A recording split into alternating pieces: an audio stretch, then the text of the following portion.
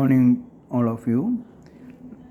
ഇന്ന് നമ്മൾ സംസാരിക്കാൻ പോകുന്നത് ഇപ്പോൾ നമ്മൾ ചെയ്തുകൊണ്ടിരിക്കുന്ന ബിസിനസ്സിന് ഗ്രീൻ ആയി എങ്ങനെ മാറ്റാം, അല്ലെങ്കിൽ പുതുതായ പല ഗ്രീൻ ബിസിനസ് നമുക്ക് എങ്ങനെ തുടങ്ങാം. ആദ്യം നമ്മൾ ചെയ്തുകൊണ്ടിരിക്കുന്ന ബിസിനസ്സിനെ ഗ്രീൻ ആക്കുന്നതാണ് ആദ്യത്തെ പ്രയോറിറ്റിയായി നമ്മൾ നോക്കേണ്ടത്. സോ ഇത് ഏതെല്ലാം വഴിയിൽ നമ്മൾക്ക് ഗ്രീൻ ആക്കാൻ പറ്റും എന്നുള്ളത് മനസ്സിലാക്കി ആ രീതിയിലൊരു പ്രവർത്തനത്തിൽ ആദ്യം സ്ഥാപനം മുന്നോട്ട് പോകുന്നതാണ്. മെയിനായിട്ട് നമ്മളൊരു പ്രൊഡക്റ്റ് പ്രൊമോട്ട് ചെയ്യണമെങ്കിൽ അല്ലെങ്കിൽ പ്രൊഡക്റ്റ് പ്രൊഡക്ഷൻ ചെയ്യുമ്പോൾ അതിൽ നമുക്കുണ്ടാകുന്ന കാർബൺ ഡൈ ഓക്സൈഡ് എമിഷൻ്റെ കണക്കെടുക്കണം.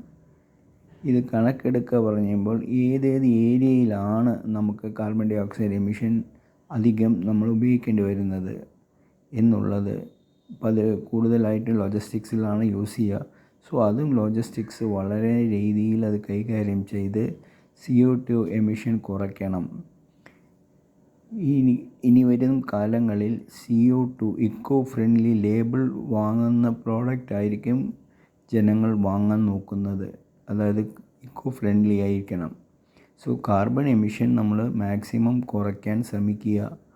ഓരോ പോയിൻറ്റിലും ടച്ച് പോയിൻറ്റ്സ് നോക്കിയിട്ട്, നമ്മുടെ പ്രോസസ്സ് നോക്കിയിട്ട്, പ്രോസസ്സ് ചാർട്ട് നോക്കിയിട്ട് എവിടെയെല്ലാം നമുക്കിത് കുറയ്ക്കാൻ പറ്റും CO2 എമിഷൻ എന്നുള്ളത് ശ്രദ്ധിക്കാൻ പറ്റണം.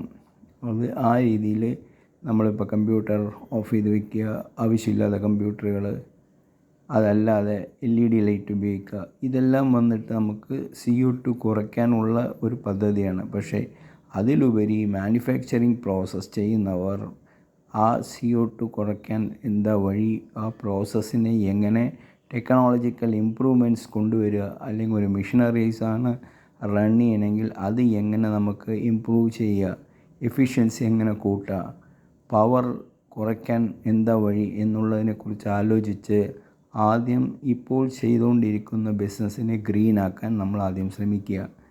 ഇതിൽ അതല്ലാതെ പുതുതായി ആരെങ്കിലും ബിസിനസ് ആരംഭിക്കുകയാണെങ്കിൽ അവർ വന്ന് ഗ്രീൻ ബിസിനസ്സിനെ പറ്റി ആലോചിക്കുക, അതിലേക്ക് കടന്നു വരാൻ ശ്രമിക്കുക. റീസൈക്ലിംഗ് ഒരു വെരി ഇമ്പോർട്ടൻ്റ് ആസ്പെക്റ്റാണ്. അതല്ലെങ്കിൽ സെക്കൻഡ് ഹാൻഡ് ഗുഡ്സ് വിൽക്കുന്നൊരു നല്ലൊരു ഷോപ്പ്.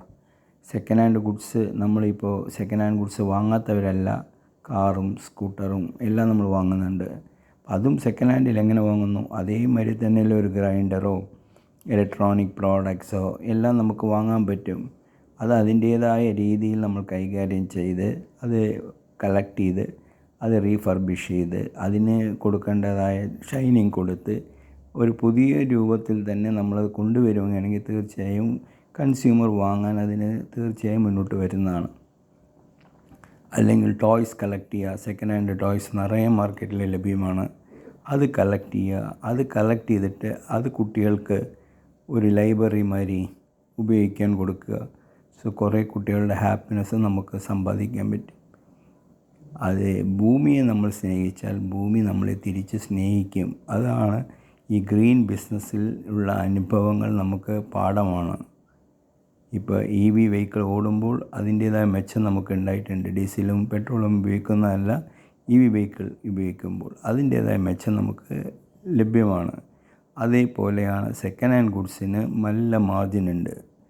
നമ്മളത് കളക്ട് ചെയ്യാൻ നോക്കുക. ഒരു കമ്മ്യൂണിറ്റി ബസാർ ക്രിയേറ്റ് ചെയ്യുക. എല്ലാ ഏരിയയ്ക്കും ഒരു കമ്മ്യൂണിറ്റി ബസാർ. കുട്ടികളെല്ലാം ഒരു ഞായറാഴ്ച ഫ്രീ ആയിരിക്കുന്ന സമയത്ത് ശനിയാഴ്ച ഇറങ്ങി ഒരു ചെറിയ നോട്ടീസൊക്കെ ആയിട്ട് ഒരു പരിസരത്തുള്ള വീടുകളെല്ലാം പോയിട്ട് സെക്കൻഡ് ഹാൻഡ് ഗുഡ്സ് കളക്ട് ചെയ്ത് അത് ഞായറാഴ്ച എല്ലാവർക്കും ഒന്ന് പ്രദർശിപ്പിച്ചാൽ തീർച്ചയായിട്ടും ആ ബസാറിൽ ആൾക്കാർ വന്ന് പ്രദർശിപ്പിക്കും. അവർക്കും ഒരു എമൗണ്ട് കിട്ടും, ഈ പ്രവർത്തിക്കുന്ന കുട്ടികൾക്കും ഒരു എമൗണ്ട് കിട്ടും.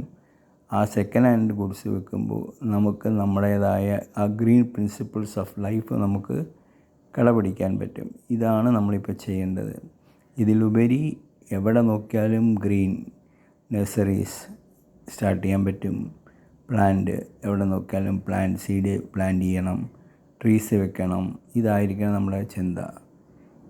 പബ്ലിക് ട്രാൻസ്പോർട്ട് ഉപയോഗിക്കുന്നതാണ് കൂടുതൽ നല്ലത്. ഓരോ വീട്ടിലും 4 കാറ് വെച്ച് 4 പേര്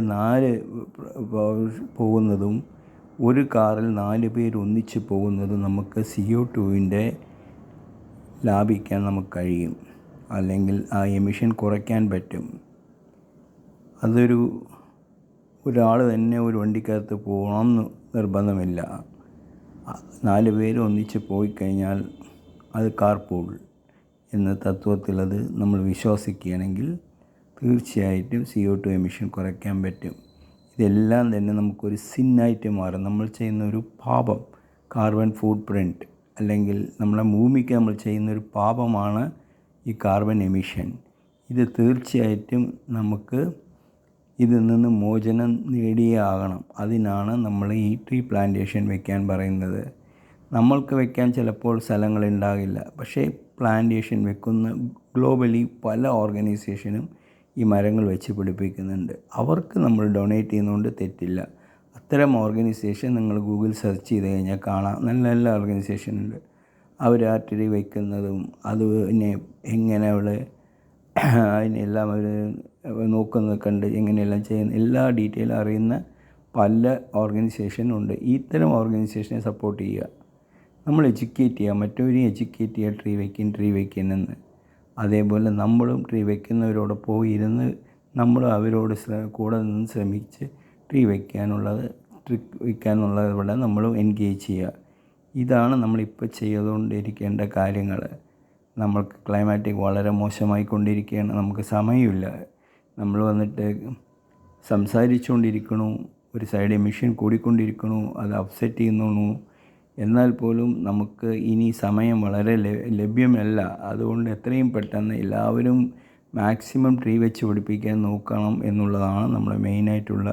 അതേമാതിരി തന്നെ നിറയെ ആളുകൾക്ക് ഗ്രീൻ ബിസിനസ് ഓപ്പർച്യൂണിറ്റി പല രീതിയിലും, സോളാർ പ്രോഡക്ട്സിൻ്റെ ഏജൻസി എടുക്കുക, സോളാർ പ്രോഡക്ട്സിൻ്റെ ഇൻസ്റ്റാളേഴ്സ് ആകുക, വീടുകളിൽ സോളാർ പ്രോഡക്ട്സിൻ്റെ വിവരങ്ങൾ എഡ്യൂക്കേറ്റ് ചെയ്യുക, സോളാർ പ്രോഡക്ട്സ് ഉപയോഗിച്ച് സോളാർ പാനൽ വഴി നമുക്ക് ഊർജ്ജം ലഭിക്കുമെന്ന് അവരെ ബോധ്യപ്പെടുത്തി അതിന് ഗവൺമെൻറ് തരുന്ന സഹായങ്ങളെല്ലാം വാങ്ങിച്ച് അത് വീടുകളിലെ സോളാർ നിർബന്ധപൂർവം ഉണ്ടാക്കാൻ ശ്രമിക്കണം. അല്ലെങ്കിൽ സോളാർ ലാംപ്സ് അവൈലബിളാണ്, അത് മാർക്കറ്റ് ചെയ്യാൻ ശ്രമിക്കുക.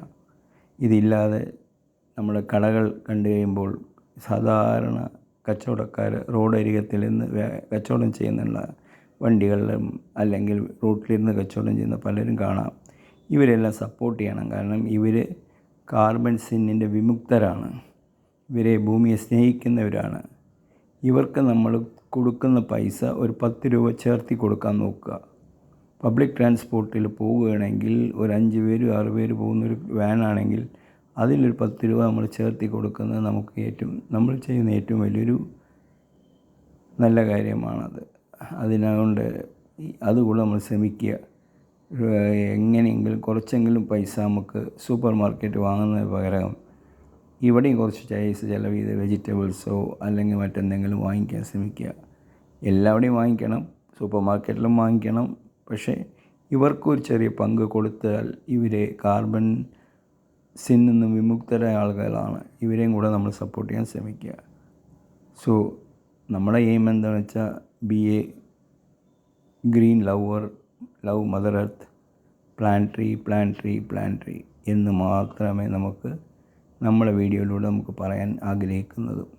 ഇത്തരം ചെയ്യുന്നവരുടെ വീഡിയോസും അവരുമായിട്ടുള്ള ഇൻ്റർവ്യൂസും നമ്മൾ തീർച്ചയായിട്ടും നമ്മുടെ വീഡിയോയിൽ വരും. അതിനുള്ള സമയം വരുമ്പോൾ അത്തരം വീഡിയോകളും വരും. Thank you.